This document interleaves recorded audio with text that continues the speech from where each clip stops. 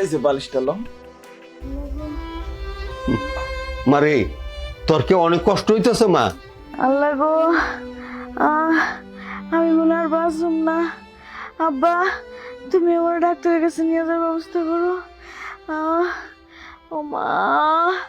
শোনো বাবাজি, জামাই আমি কই কি, চলো ওরে নিয়ে হাসপাতালে যাই। কিছু হইব না, আপনি এত অস্থির হন না তো। এই সময় এরকম একটু হয়, ঠিক আছে। আল্লাহ, আমি আর ব্যথা সহ্য করতে পারতেছি না। আমি এবার মরে যাম মনে হইতেছে ব্যথা। বাবারে আমাকে যেন কেমন লাগতেছে। আল্লাহ না খেরা যদি কোনো কিছু একটু হয়ে যায়। কি হইব? কিছু হইব না। এরকম মানে ব্যথা তো হয়, বাচ্চা পেটে আসলে এরকম হয় না, বাচ্চা নড়াচড়ি করে, অনেক কিছুই হয়। এ নিয়ে আপনার ঘাবড়ে নদী একটু শান্ত হয়ে থাকো, ঘুমাও, ঠিক আছে। আব্বা, আব্বা তুমি কিছু একটা করো আব্বা, আমি হাত সহ্য করতে পারতেছি। আমি মনে হয় এবার মরেই যাবো। আল্লাহ, আল্লাহ আমার বাঁচাও। মারে তুই একটু ধৈর্য ধর, আল্লাহ ডাক, কিচ্ছু হবে না তোর মা, কিচ্ছু হবে না। আমি মনে আর বাঁচুম না। আব্বা, তুমি আমার ডাক্তারের কাছে নিয়ে যাওয়ার ব্যবস্থা করো। ও মা। বাবাজি মেয়েটা দেখতেছো না কাঁদতেছে, ভালো লাগতেছে না, তুমি একটা কিছু করো বাবা। আপনারা দুজন এমন শুরু করছেন, মানে এই প্রথম এই পৃথিবীতে তো আপনার মায়ের বাচ্চা দরকার হয়। হ্যাঁ, বাচ্চার সময় তো এরকম হয়, এটা স্বাভাবিক। এটা নিয়ে এত অস্থির হওয়ার কি আছে? এই চুপ করে থাকো তো, অনেকক্ষণ ধরে করে কেটে করে যাবে। আব্বা, আব্বা তুমি কিছু একটা করো আব্বা, আমি হাত সহ্য করতে পারতেছি না। আমি মনে হয় এবার মরেই যাবো। আল্লাহ, আল্লাহ আমার বাঁচাও। শোনো কামরুল বাবা, ওর অবস্থা আমার ভালো লাগতেছে না, আমি বরং একটা গাড়ি নিয়ে আসি, তা ওখানে হাসপাতালে যাই। আচ্ছা ঠিক আছে, আমি দেখতে চাচ্ছি, আমি মার সাথে কথা বলে দেখি, মা কি চিন্তা করতেছে। লাগলে এবারে নিবো, না হলে মা যদি থাকতে থাকবে দেখছি।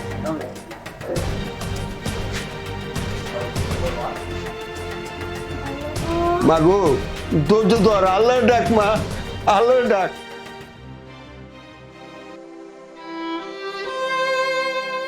বাবা কামরুল, কাল কত করে বললাম মেয়েটা আমি হাসপাতাল নিয়ে যাই, আমাদের কথা আমার কথা কেউ শুনলে না। কথা শুনলে মেয়েটা আমার চলে যেত না, আজকে এই দিনটা দেখতে হতো না রে বাবা। খুশি হয়েছ? হুম,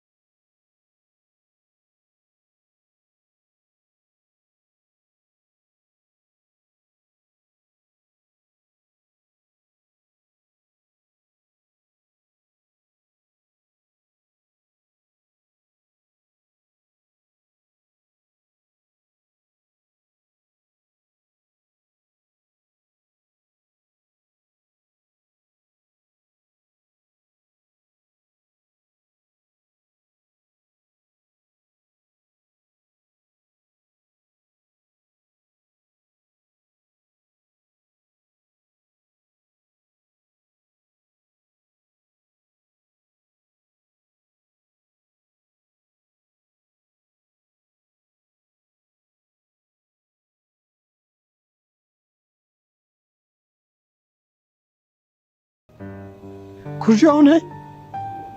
তোমার তো খুশিতে এই দুনিয়ার কোনো মায় হওয়ার কথা না। তুমি কেমনে মা হও? আর একটা মারে মা ডাক শুনতে তুমি যাও নাই। ওর তো ইচ্ছা ছিল ওরা কেউ মা ডাকবো, ওর কোলে একটা সন্তান ঘুমাইবো, হাসবো, খেলবো, তুমি হইতে দাও না তোমরা। না না, তুই আমারে ভুল বুঝিস না বাজার। আরে তোমার কেন ভুল বুঝবো মা? ভুল তো আমার, ভুল আমার যে আমি ওর বিয়ে করে নিয়ে আসছিলাম, ওর কোনো কথাই বিশ্বাস করি নাই, ওর শরীর খারাপ এটাও বিশ্বাস করি নাই, তোমরা করতে যাও নাই। ভুল তো আমার, তোমার কোনো ভুল হয় নাই মা। একটা ভুল তুমি করছো মা, আমার যদি দুনিয়াতে না নিয়ে আসতো না, তাহলে আর তোমার কোনোই ভুল থাকতো না। আমার দুনিয়াতে যদি তুমি না নিয়ে আসতে, তাহলে কোনোই ভুল থাকতো না রে মা। আজকের এই দিন আমার দেখা লাগতো না।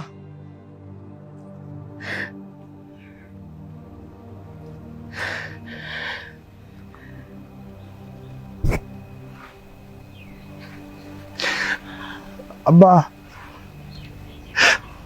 আপনার কোনো কথাই কোনোদিন শুনি নাই, এই লেগে এই দিনটা আমার দেখতে হইল। আমার মাফ করে দেন, জানি আপনি মাফ করতে পারবেন না, তারপরও মাফ করে দেন। বলে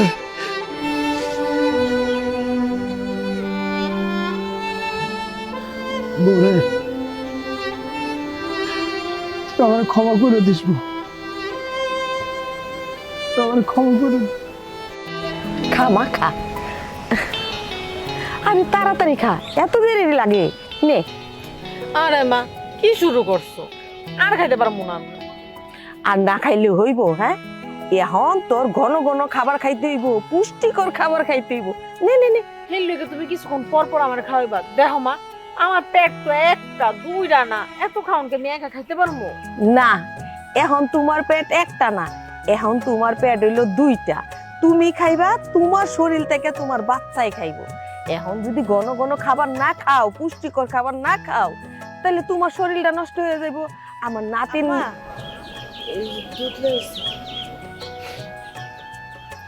আমার নাতিনরা শুকনো হয়ে যাবো না। নে নে নে। মার খাবো না। আম্মা, একটা কথা কনের ছিল। তোমার কি এমন কথা কওয়ার আছিল, হ্যাঁ, যে এই সময়ই কইতে হইব? আচ্ছা ঠিক আছে, কও। আম্মা, দুধ জাল দিয়ে ওই যে দেওয়ানোর পরে পাতিলের তলায় একটু দুধ আছে, ওই দুধটুকু আমি খাই। হায় আল্লাহ, এই জন্যই তো আমার মাইয়াটা তৃপ্তি মতো খাইতে পারে না। যে খাবারটাই দেই খালি নাক তোলা করে, খামু না করে। ও বুঝতে পারছি, যখন আমি আমার মাইয়াটারে খাওয়াই তখন চোখা কইরা তাকায় থাকস, নজর লাগাইয়া দিতে না। সিসি আম্মা, এটা আপনি কেমন কথা বললেন? আমি মেঘলার খাওয়ানোর নজর দিব কেন? আমি কইতেছিলাম মেঘলার যেমন পুষ্টির দরকার আছে, আমার তো দরকার আছে। ওর তো 6 মাস, আমার তো 8 মাস, আমার তো আর পর্যন্ত ডেলিভারি হইব। ওর যেমন পুষ্টির দরকার, আমার তো একটু পুষ্টির দরকার আছে। এর লেগেই আমি ওই পাতিলের তলার দুধটা খাইতে চেয়েছিলাম। আচ্ছা ভাবি, তোমার তো কিছুদিন পরে ডেলিভারি হয়ে যাবো, এখন আর খাইয়া কি করবো? যা খাবার খাইছো তাই তো না। আর ভাই কি কম খাওয়াই তোমারে?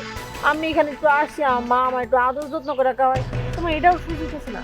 বুঝছো মা, এর লেগে আমি তোমাকে বাড়িতে আইতেছি না। ভাবি একটা মাত্র ননদ আমি, তাও হিংসা করে। করবই তো, করবো না? বাপের বাড়ি যদি খাইয়ে অভ্যস্ত থাকতো তাইলে আর হিংসা করতো না, আর জিব্বাটাও এরকম লল্লর করতো না। আরে পাতিলের তলায় একটু দুধ পড়ে রয়েছে, এটা তোমার খাইয়া ফেলতে হইব না? আর আমাগো সংসারে কি পুষ্টির অভাব? আমরা কি ভাত মাছ মাংস কম খাই যে তোমার পুষ্টির অভাব পড়ছে? স্বাস্থ্য দেখে তো বোঝা যায় না যে তোমার পুষ্টির অভাব পড়ছে। সংসারে কত কাজ করে রয়েছে, সেই দিকে খেয়াল নাই, খেয়াল হয়েছে পাতিলের তলার দুধের দিকে। থালা বাসন ধোয়া লাগবো, কাপড় চোপড় ধুইতে হইব, রান্না বাড়া করতে হইব, এই দিকে খেয়াল নাই। খেয়াল হইছে আমার মাইয়া খায়, এখানে হা কইরা তাকায়া থাকা। যাও এখান থেকে। সারা থালা বাসন কাপড় চোপড় পরে রয়েছে, এই হাঁটি না খাই, হেডির খবর নাই। আইসি যেন পুষ্টি মারাই। নেমা নেমা খা। না মা, দুধ খাবো না, আমার না ঝাল কিছু খেতে মন চাইছে। এক কাজ কর না, হাঁস আছে না, একটা হাঁস আমার কাছে ঝাল ঝাল করে একটু ভুনা করে দাও না। অবশ্যই দিব, কেন দিব না? তুই আমার একমাত্র মাইয়া। নে, এই দুধটা আগে খা, তারপর ওইটাও দিব। তুমি আমার দাও, তাড়াতাড়ি একটা হাঁস ধরো।